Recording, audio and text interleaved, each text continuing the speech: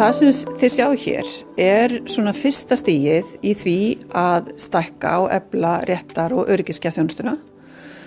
Og við erum hérna á legudeild sem við erum að gera upp og hér verður öryggisgeðdeildin staðsett í alveg frábæru vel uppgerðu húsnæði. Þetta allt einbýli með sérklósetti og það að labba beint út í garð sem við höfum ekki haft áður. Og síðan höfum við semst fengið fjármagn frá ráðuneytinu til þess að bæta við einni 8 rúma deild. Það semst hérna á hæðinni fyrir ofan sem verður gerð upp, bætast þá við 8 legurými við þessi 16 sem við erum með nú þegar. Hitt skrefið að styrkja og efla eftirfylgdarþjónustuna eða í rauninni ferliþjónustuna. Það að gera hana að meiri samfélagsgeðþjónustu. Þar sem við erum með teymi, þverfaglegt teymi, við erum með málastjóra fyrir hvern notanda og þjónustan færist líka í nærumhverfi sjúklings. En inn í þessa þjónustu munum við líka bæta nýju teymi næsta vor þegar við tökum yfir geðheilsuteymi fangelsa. Verkefni núna svolítið að byggja upp bara hvaða meðferð við ætlum að veita, endurskipuleggja meðferð, endurskipuleggja verkferla. Við komumst í samband við réttargeðdeild í Bergen í Noregi.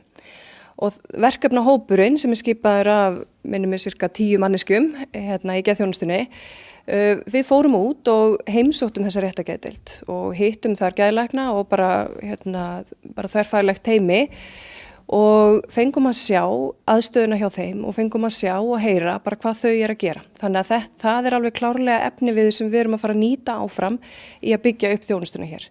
Hérna sem sagt ný öryggisgeðdeild að rísa og vonandi verður hún tilbúin svona í kringum mars-apríl. Hérna sérstöku aðstæða fyrir gesti og heimsóknir og eins getum við notað það fyrir viðtöl og síðan eru einbýli, rúm, skrifborð, sjónvarp, baðherbyggi og allt nýtt, öll húsgögn ný. Hérna borðsalur eða verður og síðan þetta ganga beint út í garð sem líka nýtt. Við höfum ekki haft í rauninni aðgang að garði eða við höfum ekki haft garð. Við höfum haft eitthvað þakgarð hérna á deildinu uppi. Það sem að byrjar á að fara út í svona eins og pínu sólskáli. Þannig að þó svo að sé kannski kalt og vont veður og þá hægt að labba eins út í sólskálan og fá sér sæti með kaffibollan. Öll aðstaða bara fyrir sjúklingana miklu, miklu skemmtilegur og bjartari og það svona verið að tryggja bæði öryggi í umhverfinu og líka kannski meira næði til hvíldar. Við komum hérna aðeins lengra alveg inn í endan á deildinni. Þá sem þurfa svona meiri gæslu, meira öryggi eða meiri nálægð við starfsfólkið. Þá sem við þurfum að hafa svona smá í gjörgæslu. Og svo þetta að ganga hérna í gegn inn í svona smá íþróttaraðstöðu eða tómstundarherbyggi. Þar sem við ætlum að vera með tæki, eitthvað líkamsræktartæki til þess að fólk geti fengið að hreyfa sig líka. Og svo þetta fara líka hér beint út í garðinn. Þannig að það verður betra aðgengi að úti svæðum og svona rýmra í heildina.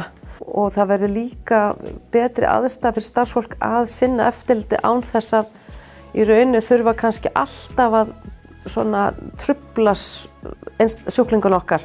Eins og til dæmis það þetta gátalýsing verður miklu betri, það þetta kveikja svona mild ljós eins og næturnar og rétt kíkja í gegnum gler sem á hurðunum til þess að tékka án þess að þurfa alltaf að opna og trufla fólk.